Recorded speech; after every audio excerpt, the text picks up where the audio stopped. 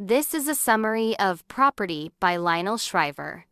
This book contains 2 novellas and 10 short stories in between. All explore different senses of property.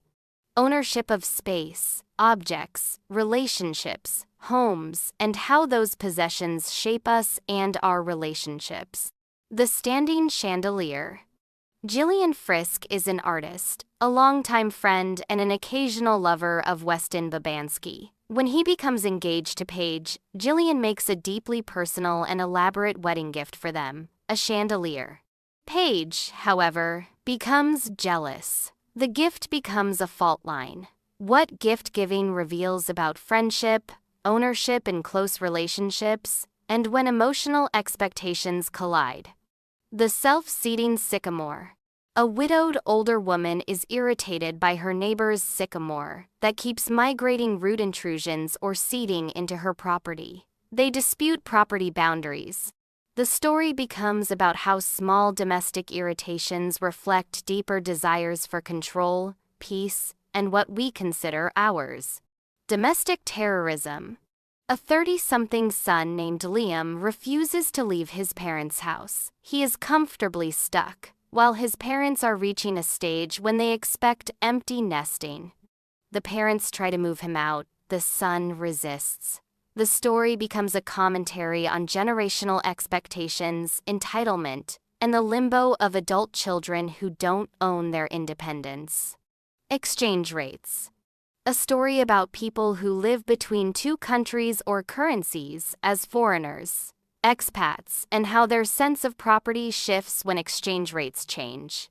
Ownership is both literal and metaphorical. Owning a place, owning value, owning one's sense of belonging. Kilifi Creek. A young woman is a house guest in Kenya, survives a near drowning. The setting, house-guest dynamic, property of hospitality, and who owes what to whom are central. The house, the land, the relationship between the guest and the hosts become charged with moral and emotional weight. Repossession.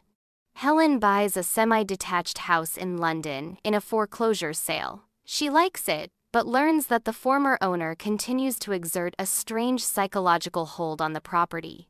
Mistakes, memories, and what it means when a space contains someone else's imprint even when you legally own it. The Chapstick.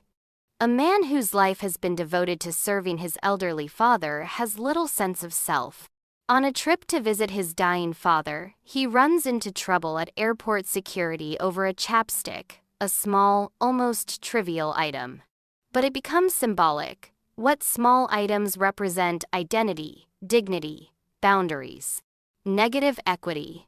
A married couple heading toward divorce stays in the same house because their mortgage is underwater. Neither wants to move because they can't sell without losing money, so they remain cohabiting in tension.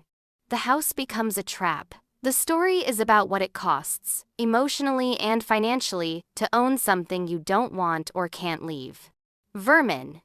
An artistic couple in Brooklyn buy a run-down house, hopeful they can renovate and recapture their relationship. But the physical disrepair, unexpected infestations, and ongoing repair demands take a toll. The property becomes a mirror. What's rotten in the structure echoes what's decaying in their connection. Paradise to Perdition.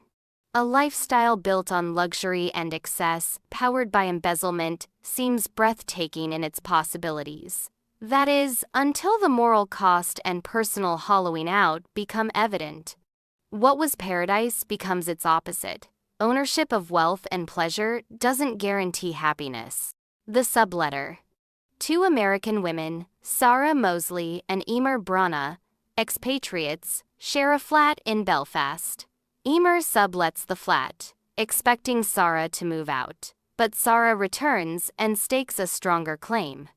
The political setting of post-Good Friday Agreement, Northern Ireland provides metaphor and backdrop to their conflict. What does one own versus what is shared? Who gets to decide who belongs?